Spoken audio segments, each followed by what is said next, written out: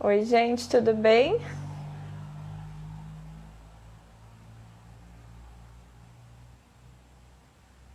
Tá dando para ouvir agora? Alguém dá um feedback aí se tá dando para vocês me ouvirem.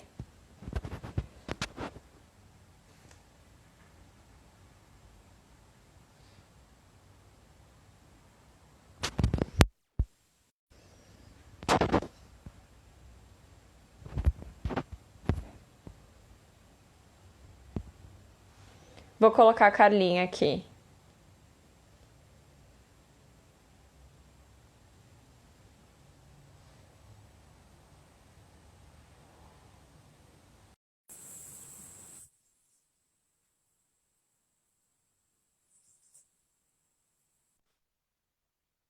Oi, Cá, melhorou?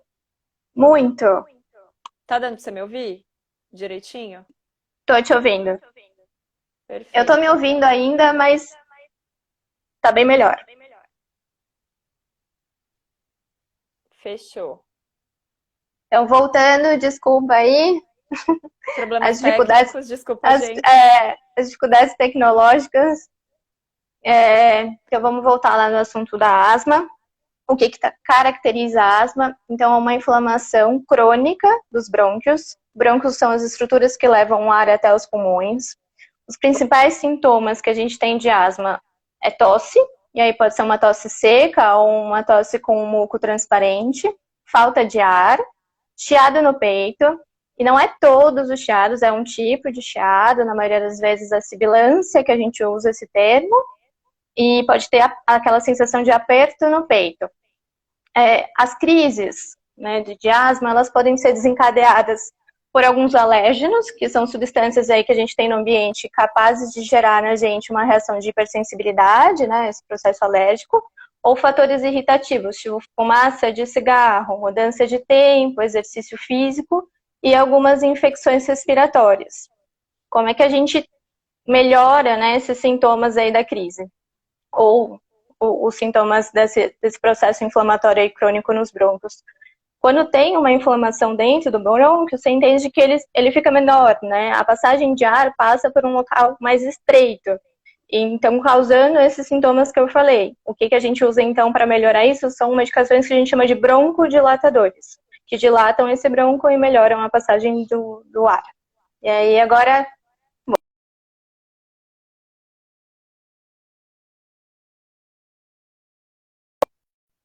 Cá, te perdi aqui um pouco, tô com dificuldade de te ouvir. Não sei se a minha conexão tá ruim. Mas enfim, eu vou falar um pouquinho do diagnóstico, é, que na verdade, né, no caso da asma, ele é dado pelo quadro clínico característico, que é um pouco disso que a Carla falou com vocês, desses sintomas, mas, além disso, comprovação do que a gente chama limitação ao fluxo expiratório variável. Como é que a gente comprova isso? No geral, né, a maneira que a gente mais usa para comprovar isso é através de um exame que chama espirometria, que consegue avaliar a saída de ar e documentar para a gente essa variação que fecha o diagnóstico para a gente de asma. O problema é a gente faz esse exame com e sem o broncodilatador para saber se existe essa variabilidade ou não. Mas o problema nas crianças menores de 5 anos, principalmente, é a dificuldade técnica para fazer esse exame.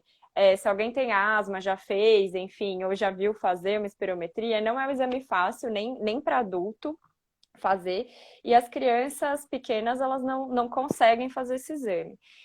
Então fica difícil para a gente nessa faixa etária comprovar certinho se esses sintomas são de asma mesmo, ou se podem ser de alguma outra coisa nas crianças pequenas.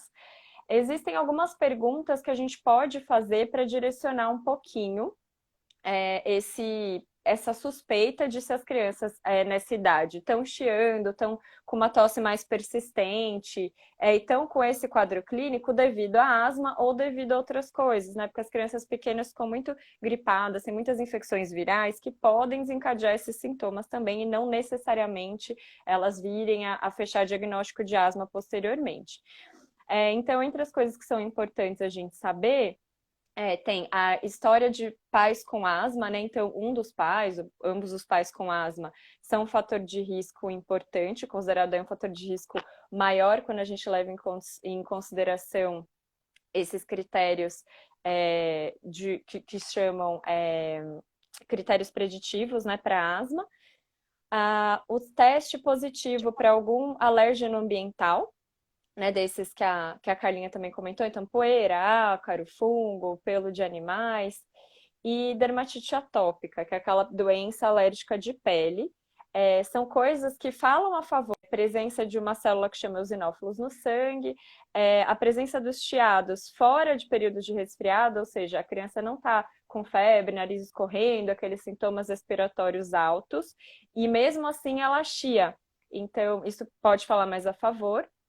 E ela ter o que a gente chama de sensibilização a alérgenos alimentares. Então, leite, ovo, amendoim, que são alérgenos alimentares importantes, não significa que a alergia alimentar se manifeste com o quadro respiratório, essencialmente, mas elas podem andar juntas, né? Eu vou aproveitar esse gancho para a gente já falar um pouquinho de uma coisa que gera um pouco de confusão, e às vezes é um pouco confuso mesmo, que é a relação da asma com alergias, né? Então, assim, na verdade, a asma em si é uma doença que não necessariamente é alérgica. Nas crianças, a gente praticamente considera que as crianças que são asmáticas, praticamente todas, a imensa maioria delas, tem uma asma alérgica, sim.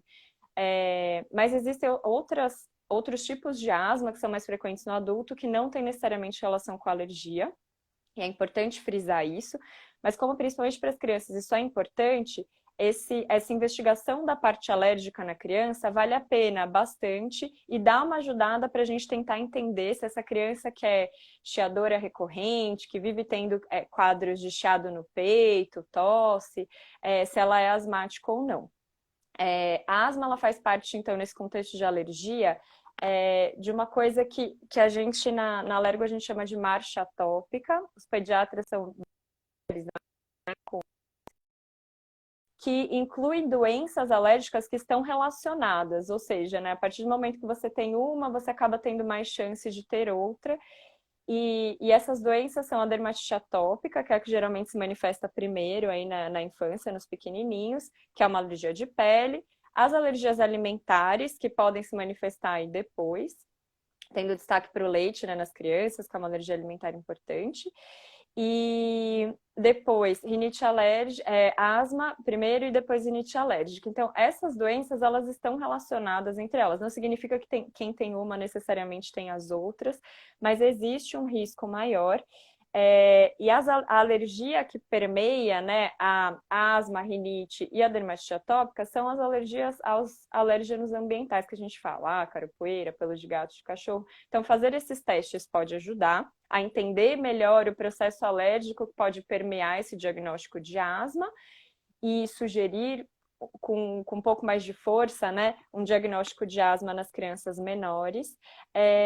E só tomar cuidado que existe uma confusão. Como a alergia alimentar ela faz um pouco parte disso, existe um pouco uma confusão de crianças que chiam muito desde pequenininha, achar que isso pode ser alergia alimentar. Mas geralmente isso não acontece. A alergia alimentar, ela tem outras manifestações que não só chiado. Uma alergia alimentar que se manifesta só com quadro respiratório é uma coisa bastante rara, não é o que a gente costuma ver. Então, a alergia alimentar tem outros sintomas. Então, no bebezinho que chia muito, pensar que pode só ser o leite, pouco provável, né? Tem que ter outros sintomas, manifestação de pele, outras coisas. E aí, ser conversado caso a caso com o alergista para identificar isso melhor.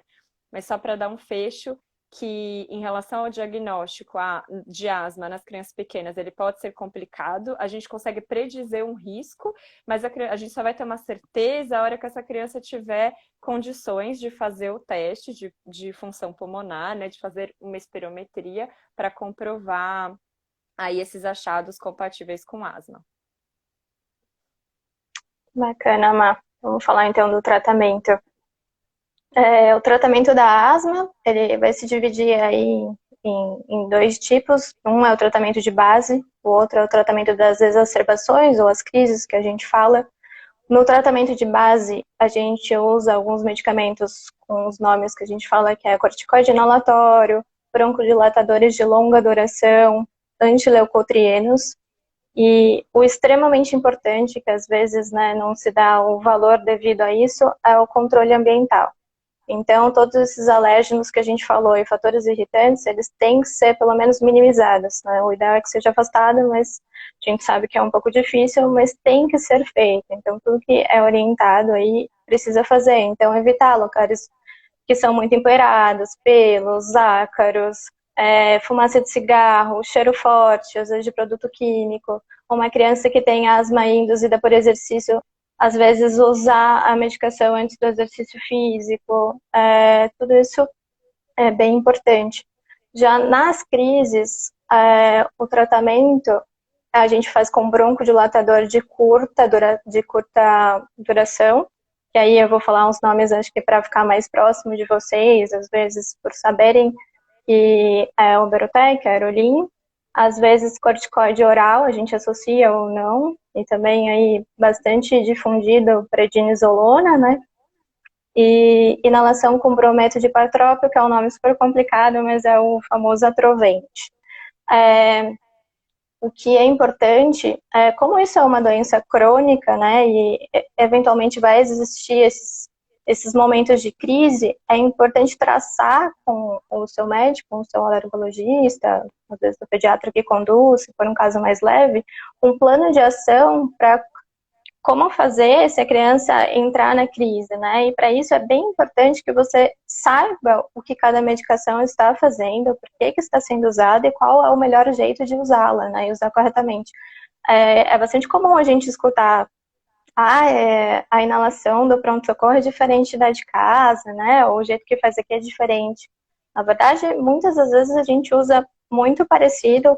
Daria para ter iniciado esse tratamento e não ter exposto a criança, às vezes, a um atendimento lá em pronto-socorro, né? E eu sinto um certo medo dos pais, então essa segurança tem que vir, o profissional vai te mostrar como usar em consultório, basta você ter aí um bom profissional te ajudando, porque isso diminuiria muito, muito a necessidade de levar em pronto-socorro e até a melhora, porque você está usando a medicação antes, né? Se você souber reconhecer, que é outra coisa que tem que ser explicado, faz parte do tratamento, né, mas saber o médico falar para os pais como que se inicia esse quadro, quando começar, então tudo isso tem que ser alinhado, que é o que a gente chamou de plano de ação, tá? Isso é bem importante.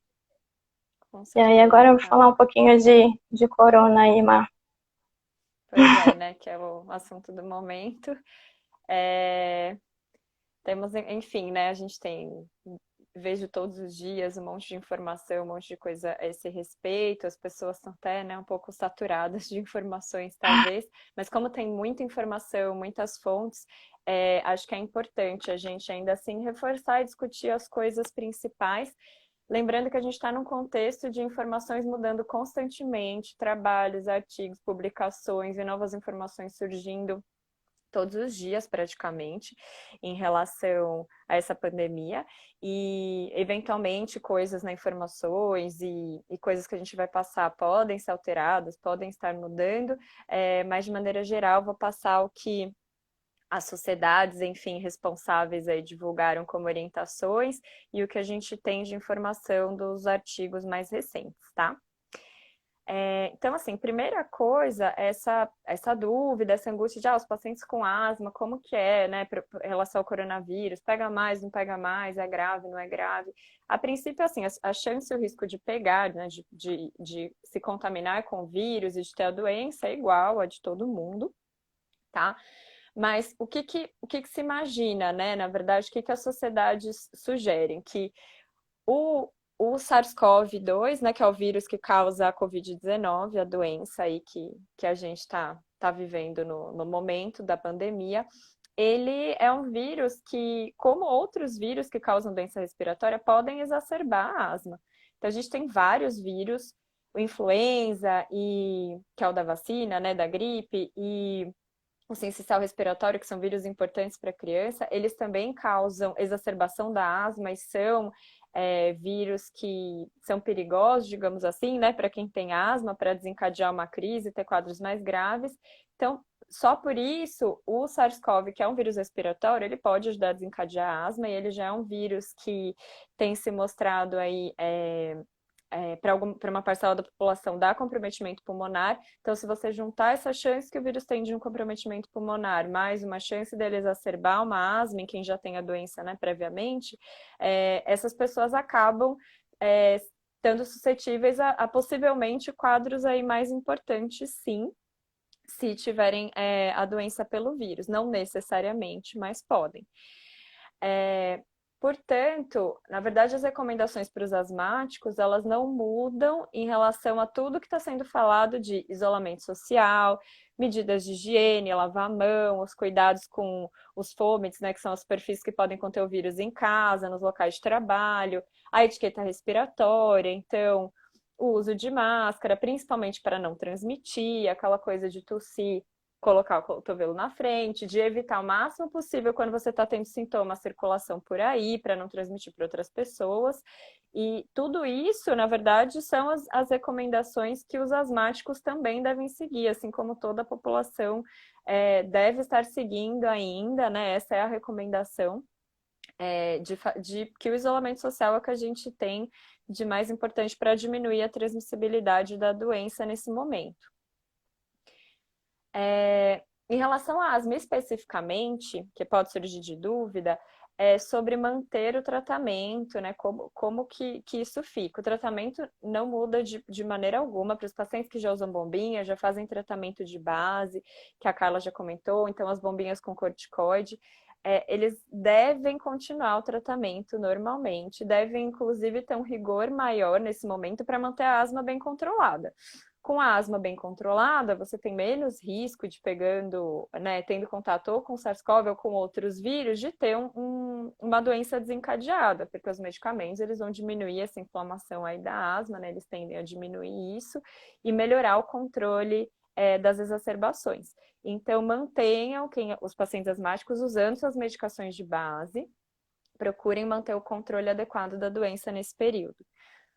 Em relação às exacerbações, também as exacerbações devem ser tratadas com os broncodilatadores de curta duração, para quem usa as crianças mais velhas ou adultos que usam outros tipos de bombinha que podem ser usadas na crise e como tratamento de base, usar da maneira como seu alergista fez a orientação ou seu pneumologista do plano de ação para a sua crise.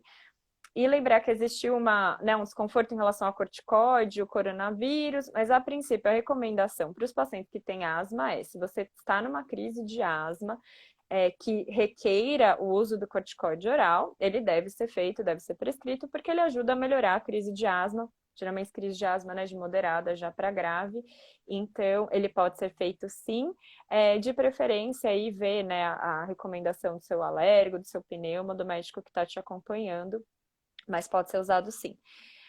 Em relação à realização de espirometria, isso foi uma coisa importante que eu achei que foi colocado, né, nas sociedades aí responsáveis que tratam de asma, enfim, que é a recomendação de, se possível, reagendar. Por que isso? Primeiro, porque todos os procedimentos eletivos, consultas, exames, tudo que não é de urgência, emergência, nesse momento de isolamento social, a gente está preferindo reagendar para um momento mais tranquilo, para não ficarem circulando pessoas sem necessidade. Segundo, porque o procedimento em si, o exame em si, em que você tem que assoprar num dispositivo e tal, isso, né, gera aerossóis, isso gera um risco maior de transmissão também do vírus. Então, com certeza, quem está doente, resfriado ou com crise, exacerbação da asma, já não tem indicação de fazer espirometria, porque não é um bom momento para isso. Nesse momento de pandemia, então, menos ainda, porque pode transmitir esse vírus, o SARS-CoV ou outros, o que não seria nada interessante. Então, claro que casos graves em que é necessário, por algum motivo, a realização da espirometria por uma questão de urgência e emergência, vão ser individualizados e devem ser orientados aí pelos médicos responsáveis, mas em linhas gerais, tentar reagendar o exame. Em relação a quem faz aquelas vacinas para os alérgenos, que a gente chama de imunoterapia, A princípio, não tem recomendação de parar, a princípio pode ser mantido. Sempre lembrar, né, desses tratamentos aí específicos, a orientação tem que ser do médico que está te acompanhando, mas não existem em linhas gerais orientação de suspender.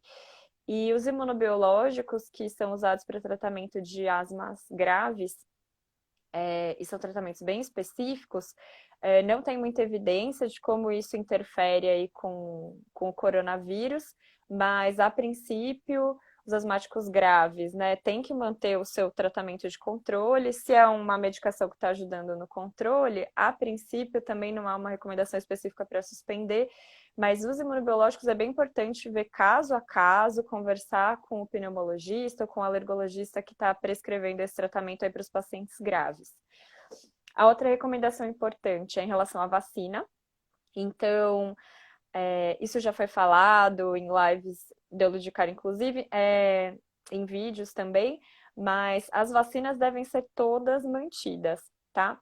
Para os pacientes asmáticos, que devem estar vacinados todo ano para o influenza, né, que já começou a campanha esse ano, e vacinas para o pneumococo e para o hemófilos, que são bactérias que podem causar pneumonia. É importante manter as vacinas atualizadas, seguir aquelas recomendações que já foram comentadas, de procurar, quem for fazer via privado ou via pública, procurar um horário mais tranquilo, procurar um esquema, quem possivelmente vacinar em casa melhor, ou um esquema de evitar as aglomerações, mas não deixar de vacinar. As vacinas, né, para os asmáticos, estar com as vacinas todas em dia é bastante importante, então não deixem de checar se o calendário está adequado e fazer o influenza na campanha aí de agora.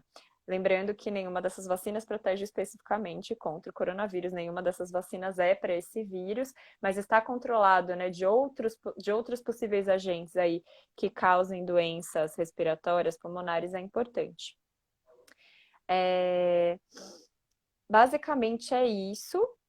Lembrar de procurar o pronto atendimento quando tiver falta de ar, sintomas importantes, uma febre prolongada, tem se dado essa orientação de evitar uma... Pode falar, Cá. Não, exatamente sobre isso que você está falando, sobre o pronto atendimento, que está aqui martelando na minha cabeça para falar a orientação. Eu acho que a gente não pensou em colocar e agora veio super porque eu não tenho visto. Que dá a recomendação de levar, se precisar ir num pronto atendimento, uma criança asmática que está na exacerbação, de levar a sua própria máscara, de levar o seu próprio espaçador, né, para usar isso e diminuir a chance. Eu acho que é importante. Isso é super, super importante de falar, Cá. Foi ótimo que você lembrou, porque é fundamental. O que eu tenho visto na minha prática é que as pessoas, no geral, não estão lembrando de levar. Isso é bem importante, porque isso diminui muito o risco de contágio, né? A gente já tem diminuído o uso de nebulizador, as inalações em si, preferido fazer a bombinha, porque você dispersa aí menos aerossol para transmitir, então bem melhor fazer o salbutamol, né? O salbutamol já tem uma evidência de ser melhor e superior a fazer as inalações, nesse momento mais ainda, e levar a sua própria máscara espaçadora aí das crianças que fazem uso, é super importante. Então lembrem de fazer isso, ótimo que você lembrou. E acho que para terminar, só falar de nesse meio de informações de um boom de informações e muitas informações não confiáveis, tentar checar as informações que chegam, confirmar com as fontes confiáveis, né? Sempre checar nos órgãos responsáveis, o Ministério da Saúde, a OMS, as sociedades responsáveis aqui do Brasil e fora, tirar dúvida com médicos que sejam da confiança de vocês. E na dúvida de alguma coisa, conversa com o médico que te acompanha, isso sempre, né? Isso tá acima de tudo, porque senão às vezes a gente acaba, né, ouvindo informações e levando uma coisa de uma maneira que não é, e inclusive divulgando informações que tem acontecido muito durante essa pandemia que podem não ser adequadas aí, né? Acho que é isso. Vamos responder, Má, então, das perguntas? Bora. Que eu vou deixar você descansar um pouquinho, vou responder as minhas, depois você responde as suas. A gente separou aqui, a gente recebeu algumas perguntas. Eu vou começar com uma que sobre o uso de máscara em menores de 2 anos. Então, o CDC, né, que é um Centro Norte-Americano de Controle e Prevenção de Doenças, ele soltou uma orientação aí que para crianças menores, na verdade, a orientação é para que pessoas que não conseguem, eu pensei que era uma pergunta, pessoas que não conseguem retirar a máscara sozinhas, que elas precisam de ajuda para fazer isso, não é recomendado usar. E isso engloba as crianças menores de 2 anos. Porque eles entendem que isso causa um risco de asfixia, de sufocamento, até porque a criança tem uma via aérea respiratória menor, então talvez respirar através da máscara para ela seja difícil, principalmente dependendo do que essa máscara aí foi feita, né, com essas recomendações de máscara caseira. Então é importante seguir bem as recomendações da Organização Mundial da Saúde. Outra coisa é que as máscaras, elas não se adaptam bem aos rostos, né, das crianças, que têm diversos tamanhos, e não tem sentido você usar uma máscara que é larga, tá? A máscara ela tem que ser bem ajustada ao rosto, senão não faz sentido. Então, isso é uma das causas. A outra causa é que as crianças, né, e os menores de 2 anos, geralmente eles babam mais, têm mais secreções nasais, e aí a máscara molhada também não tem eficácia nenhuma. Outra coisa é que a máscara, por ser, né, inclusive maior, e por ser uma coisa que crianças de menores de 2 anos não conseguem entender por que ela tem que usar máscara, e ela fica manipulando isso, levando a mão toda hora no rosto. Isso pode aumentar a chance dela se contaminar aí pelos orifícios que ela tem na face, enfim. E outra coisa, porque acaba realmente sendo incômodo e irritando, deixando a sua criança irritada. Já sabemos que toda essa quarentena já tem sido difícil por tudo, né? Para restrição de locomoção, afastamento às vezes de escola, tudo. Então, a orientação é que menores de 2 anos não é para usar máscara. E aí eu acho que vai vir uma segunda pergunta, que é o que fazer, né? Porque, ai meu Deus, mas e o risco, né, de passar, de pegar, enfim. E aí o que é sugerido é que realmente, assim, a gente não vê muita necessidade para saídas que são extremamente necessárias, levar a criança. Você vai no supermercado, você vai fazer, não tem por que levar a criança, mas se por um acaso tiver e não for possível deixá-la em casa, que leve no carrinho, e no carrinho usar aquelas coberturas do carrinho ou um pano e manter aí um distanciamento pelo menos de 2 metros das pessoas, já seria o suficiente para diminuir a chance de pegar e de contrair algum vírus, tá? Então essa é a recomendação. A outra, você quer falar alguma sua? E a gente vai meio a meio, ou falo as duas minhas? Acho que pode falar. As suas Posso aí falar? Tá. eu também. Teve uma outra pergunta, bom, a gente não sei o nome, mas espero que ela esteja aqui. Na verdade, a pergunta não foi bem só sobre o filho, né? Foi sobre ela. Ela falou que é uma paciente asmática e que ela recebeu uma orientação de uma médica que não é especialista para fazer uso de uma medicação chamada Rizieme, que tem aí o principal composto a levocetirizina, que aí conversei aqui com a Má, a gente discutiu, é uma medicação que é classificada como antihistamínica, então ela não faz parte de nenhum protocolo de tratamento da asma, nem de exacerbação, nem de base. Ela, na verdade, a gente fala que seria um antialérgico, então ela até pode ajudar nos sintomas, mas ela não faz parte do tratamento. O que a gente conversou e a nossa resposta para você é que seria o ideal você procurar aí um especialista adulto, né, um alergista adulto, para reavaliar talvez o seu diagnóstico, ver se é isso mesmo, e aí decidir junto qual seria a melhor opção terapêutica para você. E sobre aí a outra parte que nos diz muito a respeito, seria sobre uma coisa que te preocupou, sobre estar usando isso e amamentando, né? E aí eu dei uma pesquisada e essa medicação, ela, como eu li a pergunta de que você amamenta uma vez só a sua bebê, e mesmo de qualquer forma que fosse mais vezes ao dia, ela é considerada de baixo risco, tá, para amamentação. Então, acho que a questão é mais realmente ver se está certo o seu diagnóstico e melhorar um pouquinho aí o tratamento. Perfeito. Perguntaram também sobre a possibilidade de pegar o coronavírus mais de uma vez. A princípio, quando a gente é infectado, enfim, com alguma coisa, nosso sistema imunológico desenvolve uma resposta, produz anticorpos, produz, enfim, toda uma resposta imunológica complexa para deixar a gente imunizado, né? Então, evitar que a gente pegue essa infecção outras vezes.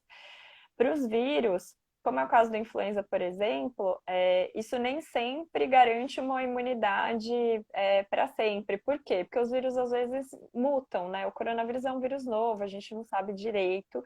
A princípio, você pegando, né, para esse vírus em especial, exatamente com a configuração genética que ele está no momento, a princípio você estaria imunizado, mas a gente tem pouca informação em relação a isso ainda, até onde eu vi, tá?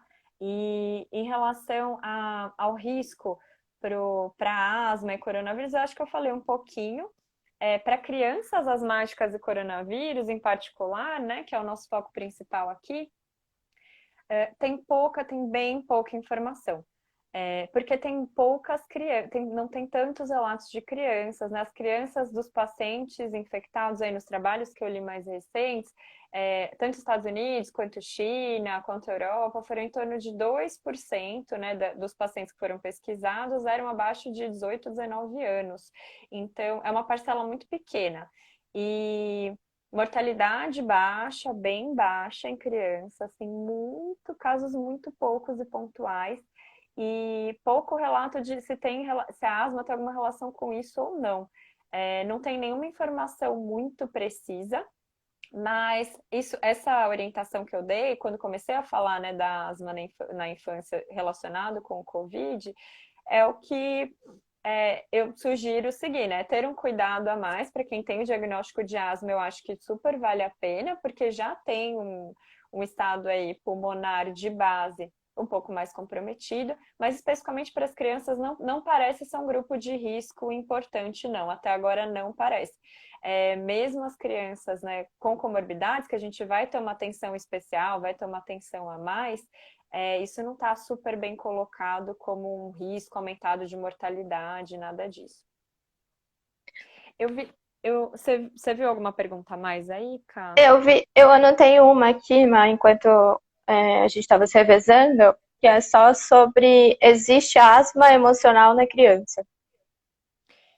Assim, até, né, onde a gente saiba, não existe uma asma causada por fatores emocionais. Pode ser que fatores emocionais, aí junto com outras coisas, possam ajudar na exacerbação, mas não uma asma causada por isso. A asma, ela tem um componente genético envolvido, componentes ambientais envolvidos, que são esses fatores que ajudam a desencadear essa história familiar relacionada, mas não única, exclusivamente uma questão emocional, não.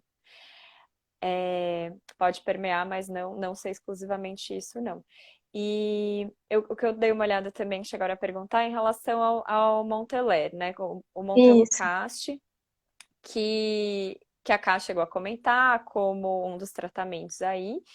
E eles podem ser usados, sim, são usados no tratamento da asma, mas eles não são primeira linha de tratamento, eles são secundários ao uso dos corticoides inalatórios, com ou sem o que a gente chama de beta-2 de longa duração, né? Que seria parecido com o salbutamol, que é um broncodilatador, mas de ação mais duradoura.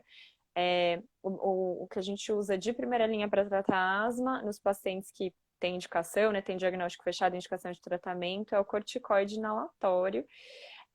O Montelukast, ele pode auxiliar, a gente às vezes associa, ele tem um efeito, pode ter um efeito também na rinite alérgica, então para os pacientes que têm ambas as coisas, asma e rinite, às vezes é uma medicação que a gente pode lançar a mão, mas não é o tratamento principal. Então, para quem está só usando essa medicação, e às vezes está com sintomas bem descontrolados, enfim, já tem um diagnóstico, né, estabelecido, conversar, se não está passando com um especialista, procurar um especialista, um pneumologista, um alergologista, ou às vezes mesmo até o próprio pediatra para seguir, mas fazer um segmento e rever o uso dessa medicação aí. Eu acho que a pergunta era que eu usei o termo antileucotrieno, né? Um pouco mais difícil. Mas acho que era isso. É Ela verdade, disse que isso. aí fica difícil de associar com o nome de uso, né? Ela disse que acho que não segurava mais os sintomas do filho dela. Então é bem isso que você falou, Isso. reavaliar o tratamento, né? E agora você Não sei consegue se ver usou essa? outras coisas já. Essa daqui, ó, bem boa. A bronquiolite em bebê pode ser o responsável pela criança ter desencadeado asma. Isso é uma coisa que gera Ótima pergunta. bastante confusão, né? Você quer falar, Cá, um Ah, pouquinho disso? Você quer que eu fale? acho que pode falar como especialidade mesmo. Tá bom. É, isso gera muita confusão. E isso entra um pouco no que eu estava comentando em relação à dificuldade da gente fazer o diagnóstico nos bebês pequenos, né? Primeiro entender o que que é a bronquiolite. A bronquiolite, ela é uma inflamação dos brônquios, bronquíolos, que geralmente é causada nas crianças por infecções virais. Ela é uma doença comum em pediatria aqui em São Paulo. E os nenês pequenininhos que começam a manifestar sintomas que podem ser meio parecidos com a asma, né? Quando a gente fala tosse, narizinho escorrendo, chiadeira no peito, é, a gente não tem como saber, é difícil às vezes a gente saber quem desses bebês tá só gripadinho, gripadinho assim, né? Pegou um vírus e desencadeou a bronquiolite, ou se esse paciente ele tem uma chance aí maior, ele tem uma predisposição maior de fazer as crises de asma mesmo. Então, uma coisa que ajuda a diferenciar é se o bebê tem crises, se ele tem aquelas coisinhas que a gente falou também já um pouco. Não sei se ficou claro que isso seria para diferenciar mesmo, talvez casos de bronquiolite, ou que a gente chama dos bebês chiadores, né, que ficam chiando o tempo inteiro, com os pacientes que vão ter asma aí depois. É, que é saber se tem história familiar positiva para asma, se tem dermatite atópica, se essa criança chia sem estar gripadinha, né, sem estar com o nariz escorrendo, sem estar com febre, sem ter sintomas de infecção viral. Isso pode ajudar a tentar diferenciar. As crianças que têm esses fatores que falam mais a favor de asma, elas possivelmente não chiam só pela infecção viral, mas já chiam também porque elas têm uma predisposição aí alérgica inflamatória.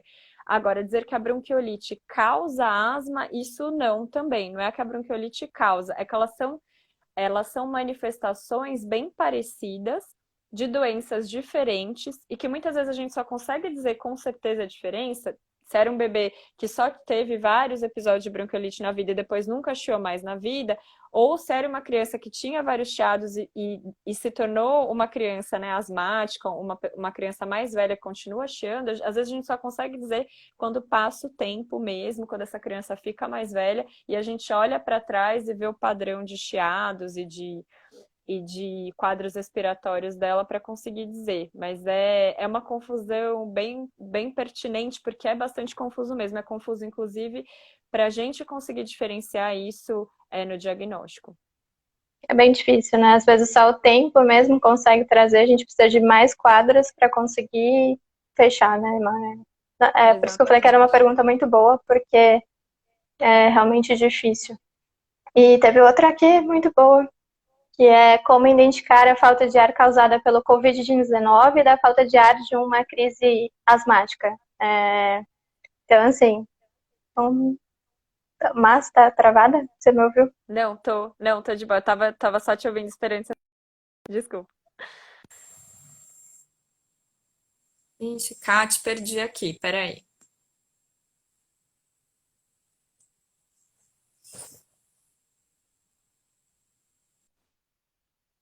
Oi, voltei. Ê, Acho que eu caí. É, Então, na verdade, não dá para diferenciar, né? A falta de ar, na verdade, ela vai ser um sinal, né, que vai ter nas duas patologias. Eu acho que é todo um contexto, né? com É toda certeza. uma história clínica. Então, você vê até o que está sendo recomendado é que se tem falta de ar, e essa criança, por exemplo, nunca teve, né? Se é uma criança maior que não tem aí um diagnóstico de asma, a primeira vez que tem falta de ar, ela vai ter que ser avaliada, vai ter que conversar com o médico. A falta de ar, ela tem exatamente a mesma clínica, né? Os mesmos sinais, tanto para o Covid-19 quanto para uma asma, para uma bronquiolite ou para até alergia alimentar, que também pode dar falta de ar. Então, ela é uma intersecção aí de várias patologias, né? Se você quer falar mais uma coisa. Mas a verdade é que não dá, assim, não tem como. Não, sem É mais dúvidas. É uma isso. suspeita clínica, né? Perfeito. Mais alguma pergunta? Foram boas essas perguntas? Foram muito né? boas mesmo, A achei também. gente Bem, foi bem bem legal. pertinentes. Mari, tá obrigada. Eu acho que é isso, né? Eu acho.